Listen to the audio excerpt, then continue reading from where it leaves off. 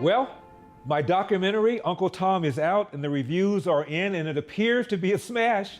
Here's a trailer. I focus on three things: belief in God, belief in myself, and my belief in the United States of America. Being a black conservative is just natural. It's what my family raised us on: faith, family, individual responsibility, education, service to the nation, an entrepreneurial mind. Being a business owner in America is one of the greatest privileges of being an American. I think Black Americans should believe and uphold the ideas of constitutional inherent rights. I always felt that if I worked hard, that I could overcome the circumstances of my life. I never felt that because I was black or I was poor or a woman that I couldn't do something. Humans are naturally conservative. You grow up being told to work hard for what you got. You don't grow up being told you're gonna get something because you just want it. Like, you ain't gotta work for it. But Democrats, they say, hey, we give you everything for free. That ain't reality. And already people are posting their reaction to the film. Here's one. Uncle Tom, normally a derogatory term pointed at black conservatives, is now a feature-length film produced by Larry Elder and directed by Justin Malone. This film has a lot of different personalities, all black conservatives, people like Candace Owens, people like Brandon Tatum, people like Jesse Lee Peterson, people like Joel Patrick, people like Kingface, who we've done stuff on this channel before, people like Alan West, people like Herman Cain, and a lot more people. All of them have a common story, different story, but common in the sense that they love America and that hard work and not blaming people for your problems and not being a victim is a common thread. A major theme in the movie Uncle Tom is what the welfare state has done to devastate the black family. I argue that the welfare state has incentivized women to marry the government and has incentivized men to abandon their financial and moral responsibility. Or, as economist Walter Williams, prominently featured in my film, puts it, one devastating thing that's happening in black communities is the high illegitimacy rate. Now, but however, that has nothing to do with racial discrimination. That is, matter of fact, illegitimacy rate among black teenagers in 1918 was less than that among white teenagers in 1918. In fact, there's another big problem, the breakdown of the black family. And probably breakdown is not the proper word. It means, I should say, not forming in the first place. And this is entirely unprecedented. That is, only 40% of black kids live in two-parent families. Now, back in 1925 in Harlem, 85% of black kids lived in two-parent families. In 1870 and 1880 in cities like Cleveland, Detroit, and Philadelphia, you found numbers like 70 to 85% of black kids living in two-parent families. Now, how do you explain that? Can you say that there was not as much racial discrimination in the United States in the late 1800s or the early 1900s? No, that doesn't cut water. And this young man who reviewed Uncle Tom gets it. And when it all comes down to it, it's going to come down to, like what they talked about in this movie, no family structure in the home whatsoever. I wish that they can make a law to where if you get a girl pregnant, they gonna track you. You know them things they put on your ankle? That ankle bracelet gonna show you going to work and showing you spending at least 3 to 4 hours with that child every day. I don't care if you and the baby mama are into it. You gotta show that you there with that child 3 hours, at least 3 hours or something a day, because they make it too easy for men, especially black men. They make it too easy. We can just run off and go anywhere we want to, have all these different babies by all kind of different women, ain't gotta take care of them. And you know, especially, you know, just think, you on welfare. They giving you food stamps as a black man. They giving you the phone as a black man. They giving you housing, especially if you're a player and you got multiple girls. You can just stay with any one of them when you want to. So life is easy for you. But what they don't tell you, the destruction comes in, is that child. The movie also refutes the notion that virtually every problem can be traced directly to slavery and to Jim Crow. Thomas Sowell is prominently featured in the movie. Here is Mr. Sowell on that topic. Certainly the black kids who are growing up today have a higher material standard of living than I had. The difference was that the schools were good when I came along. They were especially good in New York at that time, hard as that is to believe. But the kids who grew up in that same place where I lived, they will not get that same education. Now that can be blamed on somebody, but it has very little to do with what happened 100 or 200 years ago.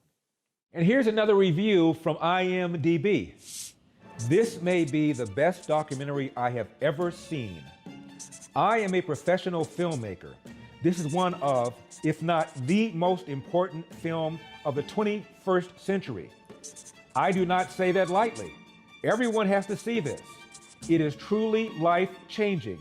It is a film full of heart, victory, unity, truth, and true patriotism. You will never be so proud to be an American. Don't pass on it, end of quote. Now, the film starts out with and introduces you to a young contractor named Chad. Chad was a lifelong Democrat, a Christian, who was challenged by a fellow Christian to read the Democratic Party platform and the Republican Party platform. And after doing so, Chad discovered, wow, I'm a Republican. And the grief he got from friends, the grief he got from families, including from his own mom. All that you're saying right now is what makes you part of the problem. You said that that the reason that just as many white people are killed by police is because, well, it doesn't really mean anything because Any or more white people's killed. I said there are more white people killed by police than black people. That's what I said. See what you're doing right now? What?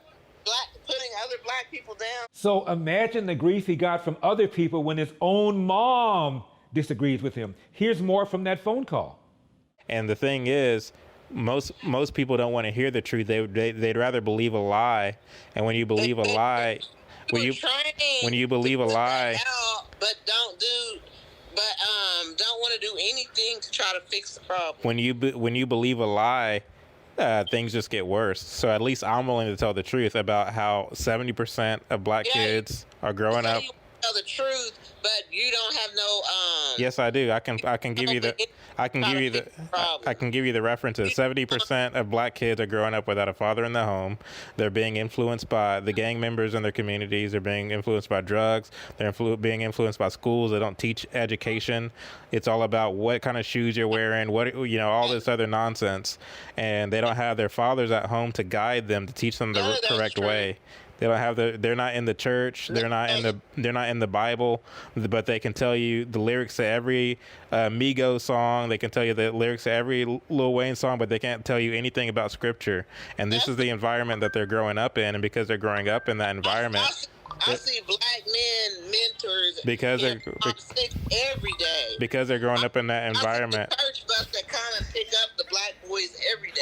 Because they're growing up in that environment, that's where you get all the gang violence and shootings and drugs. And because it's so out of control, you have to have the police there. Wow. And here's another review from IMDb.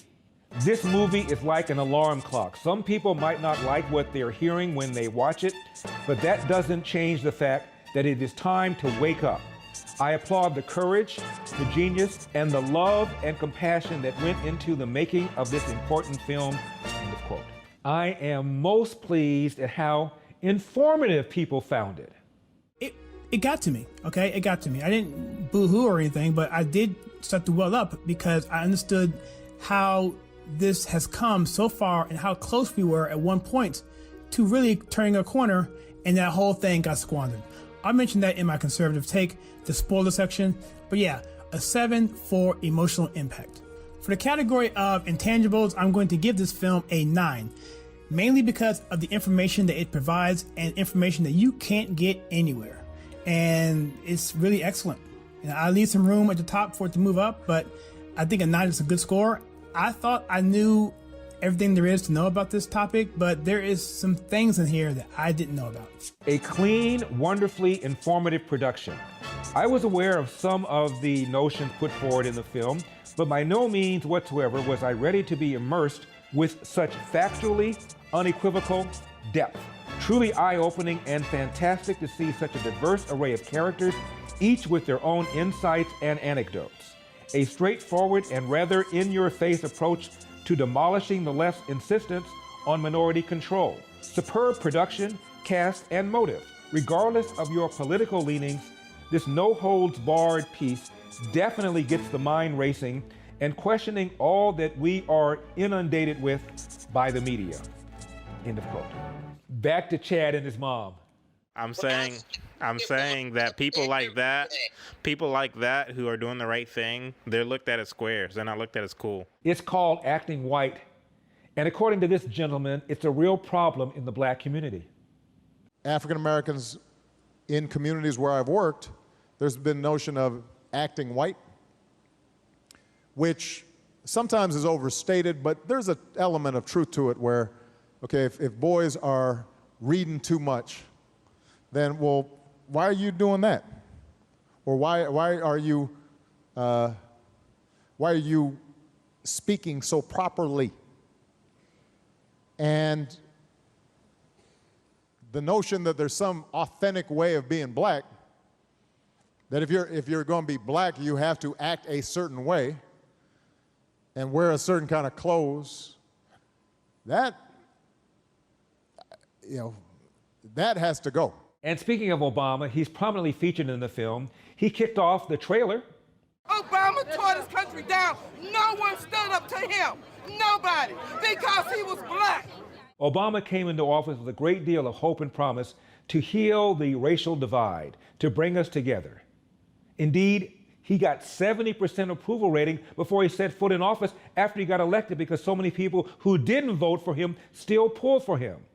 And what did he do? Race relations got worse under Obama. Why? Because every time he had a chance to say something soothing and healing, he went the other way. The Cambridge police acted stupidly. Really? If I had a son, he would look like Trayvon. I don't even know what that means. He gave a speech before the United Nations and invoked Ferguson, even though we know hands up, don't shoot was a lie. He invited Al Sharpton to the White House over 70 times. Why? Al Sharpton is arguably the most prominent race card anti-Semitic incendiary in America. And he embraced the Black Lives Matter movement. And his AG Eric Holder said, when it comes to matters of race, quote, America is a nation of cowards, whatever the hell that means. Uncle Tom talks about the promise Obama had and how Obama fumbled that promise. I think you're really going to enjoy the film. Now, in its opening weekend, I'm happy to say that Uncle Tom generated twice the revenue that Michael Moore's Bowling for Columbine did in its opening weekend. Twice the revenue. And has it gotten the attention of the major Hollywood media? Well, now be sure and see the movie Uncle Tom. Just go to uncletom.com. Tell your friends.